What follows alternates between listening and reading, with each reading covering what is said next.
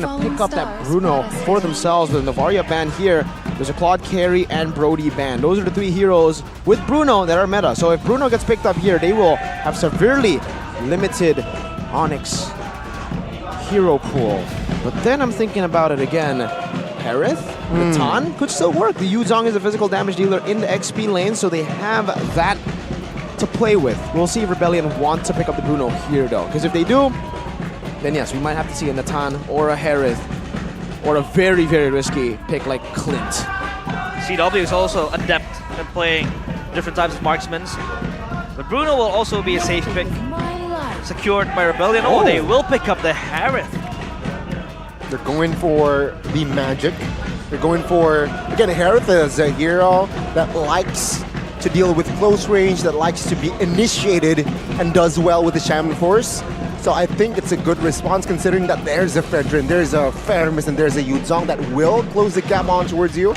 So let's see the response from the yellow Porcupines. Rebellion also lack magic damage. I feel like Angela is not going to provide it with that burst or the DPS. So Harith is a reasonable pickup. But now what do Onic respond with? Will they still be safe with the Bruno? I think that could also be their route.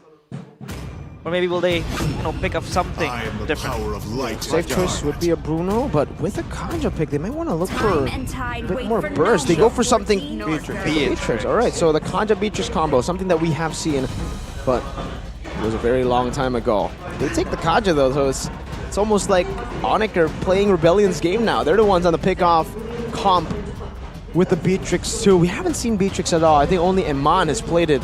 And it was a loss. They lost up against Alter Ego, game 3. Rebellion closing up the draft. Will it be an Angela mid? Or will it be...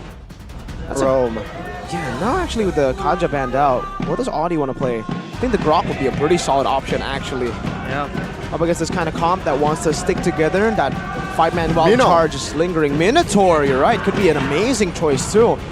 But they already have an Akai. Not too sure if the combo will be too good with an Akai shoving everyone back after they're knocked up.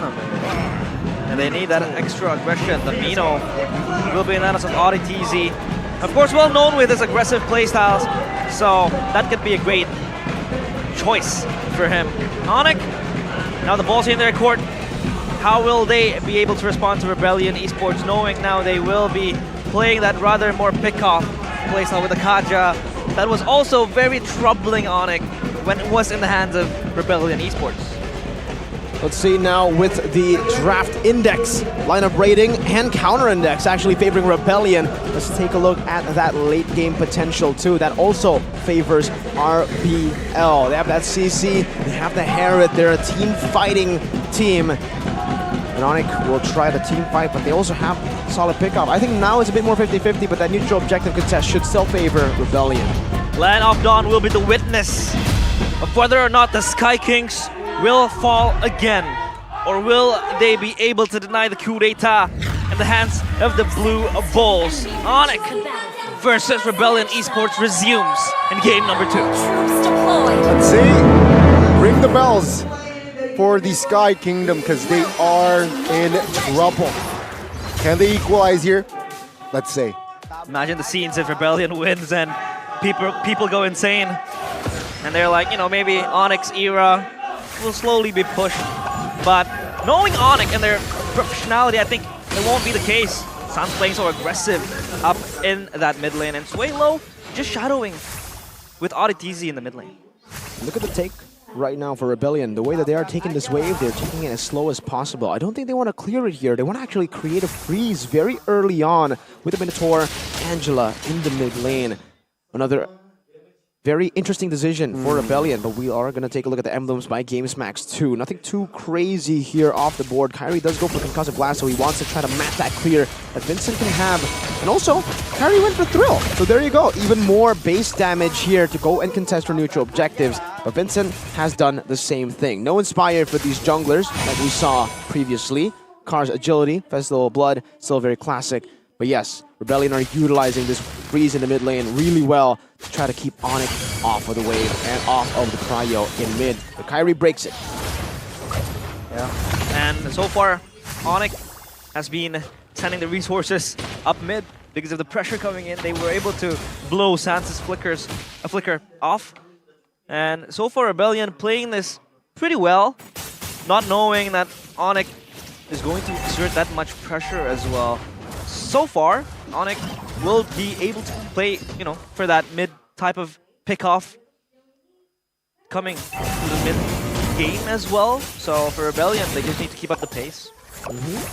And now Suelo should be able to hit level 4 too. This is a big advantage for Rebellion with an Angela Heart Guard. Keyboy doesn't have the Divine Judgment, so he's just there acting as Scout, Vision, Heart Guard. Well, on towards Cars. Good knock up on towards Kyrie. It seems like they will go all in on towards Kyrie. Black Dragon form, though, will be popping. Kyrie now will sidestep to get out of that situation. Cars will actually be taken down. Vincent, though, will find their retry and the heavy spin on towards Boots. He finds a kill as well, and that's a 1-for-1.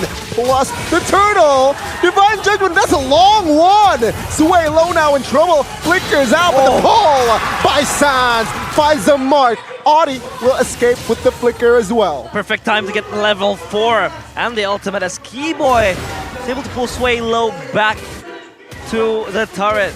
So Onic, good win coming in their favor. Good layering fight there for Onic. They were very aware of what their composition can do. Their prolonged fights will be better compared to RBL, who have to rely on the initial hard guard to go and dive into the back. Once that has already elapsed, that duration of the hard guard, they can go for these big team fights again with the re-engages, and that's what they do. They take advantage of that. They do lose the neutral objective, which sucks, but it's okay. They get 2 kills in the process, and they actually get the better trade then. Does Rebellion also have a choice? When that sustain, when that hard guard is finished, you know, and Onic comes swinging in, do they have to scamper away, or can they re-engage in these situations? Well, for Rebellion, oh, wait a minute. Divine Judgment now. Audi have no flicker, has no flicker. Oh, Suelo will be the bonus. 3-2 kills for the yellow porcupines. Very tough for Rebellion. They need to play around their own gameplay because Onic are doing exactly what Rebellion did to them. They are utilizing the pickoffs. They're utilizing the fast tempo to get around the map and to bully them. And they're going to get a tier 1 in the mid lane for free. Almost. That's a pull, though. They don't get it. Oh, one last minute hit. Token damage, one more hit. Remember, in the first game, it was also the first 4 minutes that Rebellion manages to take the first turret down from Onic. It's a revenge.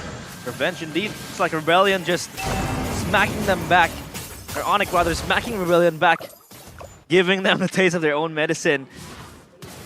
Rebellion, not without a respawn though, they're still able to pop the hard guard there, responding with the resources sent towards them when Onic really engaged, and this is another engage. Flicker Divine Judgment now. We'll find him on Cars, will be taken down for his heavy spin.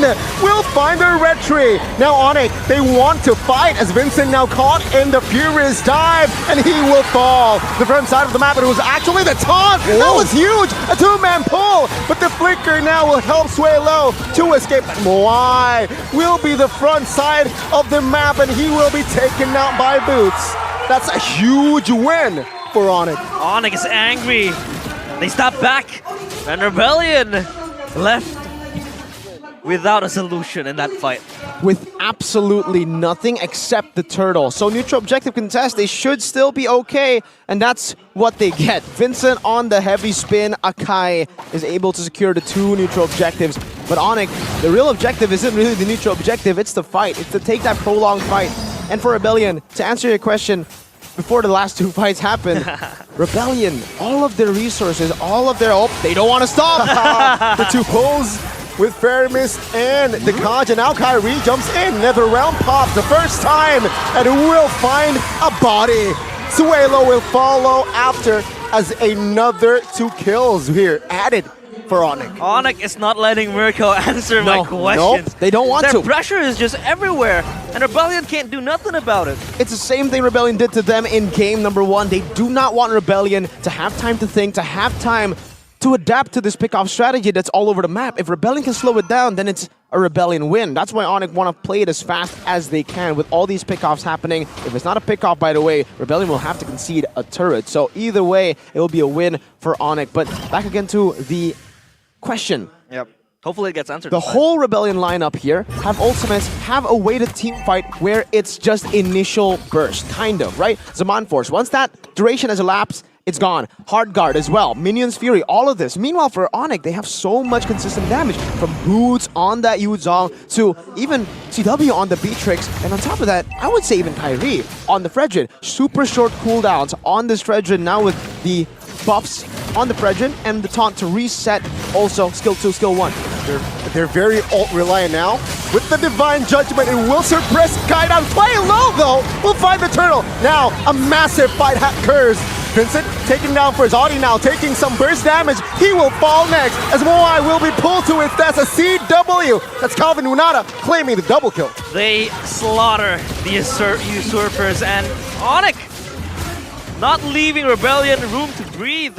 And so far, we can also talk about Sans, who's giving that extra cover with the Netherrealm. So all the engages coming in from Rebellion is just cancelled. And when that sustain is not there, when the healing is off, when the ultimates are gone, Onic just pounds, and Rebellion left without an answer. And that's when you can see the layering, really, for Onic. Because, sure, they have a lot of consistent damage with Boots on the Yuzong and with the Beatrix and the Fredrin, like we mentioned earlier. But they also have an ultimate with the Faramis that can negate all of that initial burst from Rebellion too. Once that Netherrealm gets popped and another Divine Judgment.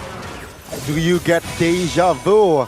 Audi was the one on the Kaja pulling Onic members this time, Keyboy. I'ma get my revenge. The revenge is en route. Onic with Keyboy has been proactive. Of course, playing with their strengths, with the pick-off comps. Playing with Rebellion strengths. With Rebellion strength, you know, it's like they're just gonna yoink that draft and that playstyle and used it well, of course, knowing Onic and their experiences to be able to draft with the certain needs. Take a look at a replay by Samsung Galaxy. What can you talk about this? Well, in the team fight, again, it's basically the same thing that we've been talking about, that initial team fight. Look, when they're all utilizing that Minions Fury, Zaman Force, it's already negated by the Netherrealm, giving them another HP bar, where then Onic can continue to fight. Once Rebellion have already used their abilities, their sources of damage, it's going to be on cooldown for quite a while. And that's why they are able, Onic, to utilize the prolonged team fights with the prolonged damage they have, the DPS coming in from CW and Boots. And also, just the CC layering too. Moai has Purify, but he's been knocked up by a lot of the peeps here, man. If it's not the Furious Dive, then Boots will save the Petrify. He won't use Furious Dive with Petrify. He'll Furious Dive, wait for the Purify, and then use the Petrify later. So it's really the smart decision-making from the individual members of Onic 2 that is really giving Rebellion a tough time in these team fights. Rebellion also without, not without a dive comp. They have a lot of heroes that could engage in these scenarios, but then again, the layering from Onic is just immense. So they don't have anything to really just push past through that layers. Maybe they could try to pick off Sans in the side lanes, but that's just not possible because Sans is just way too sly on the Pyramis. But now they jump in, contesting the Lord. Flicker for Keyboy. Divine Judgment has not been triggered yet, as the Lord will be calling. Flicker now from Audi. Netherrealm triggered as Onic, they want to fight. Audi retreats. Vincent now taking damage as he's the front line. It will be actually Moai falling first alongside Sway Low. CW again, finding the double. They need to bait out the Netherrealm somehow. Rebellion, that's their only way to really win, because again, with that crazy engage, that would have been a crazy moment. That would have been an Audi TC 5-man Minion Fury moment. But the Netherrealm, really, the 5-man Minion Fury doesn't really count when there's another HP bar. And once that Minion Fury knocks all of them up, they go back to full HP, normal HP. They just take it like it's nothing and then fight back. Vincent, I think that was a very good proactive maneuver where he tried to go look for Keyboy. That was something very desperate, but it is the only thing he can really do there. I don't even think he can go for the steal anymore with Kyrie being 3 levels ahead of him. So Rebellion now, they're on full defense mode, and really, if they want to win this game, that's the condition. They just need to bait out the Netherrealm. Easier said than done though with their comp. They want to just go all in, and that ain't really a good plan against the Netherrealm. Easier said than done indeed, because Sans has been very spectacular in the positionings. He's not giving away himself freely. He knows his value in the Netherrealm. That is always going to be the layer protection for Onic. And Rebellion is just not being able to pin him down.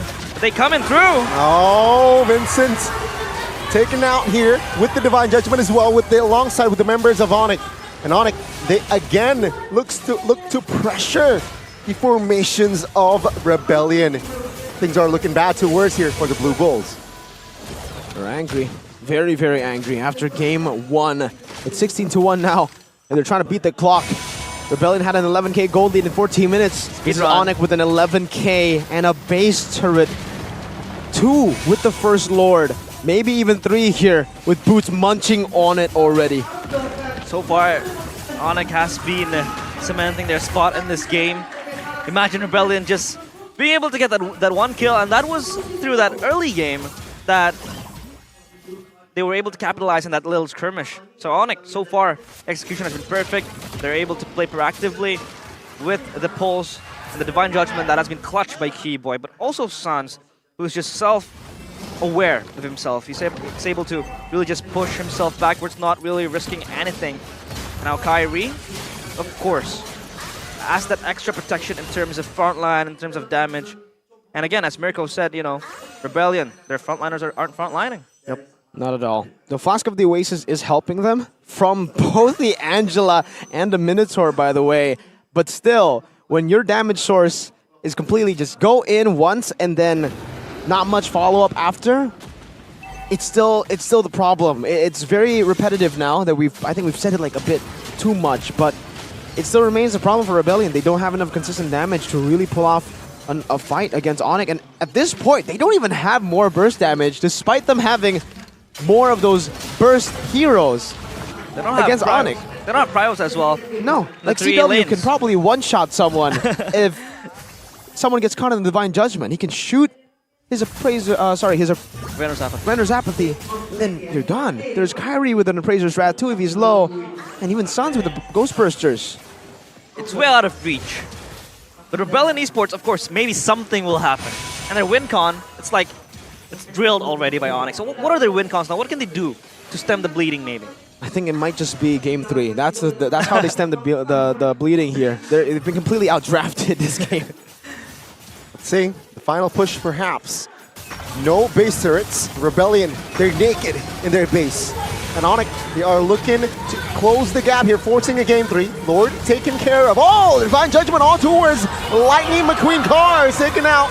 RDTZ as well. 3v5 now. I see W now looking for a kill. But Onic, the Sky Kings, they have defended their kingdom and forced this series on towards a game 3. Revolution ain't done because the Kings It are ain't that mad. And it's not that easy. 18-1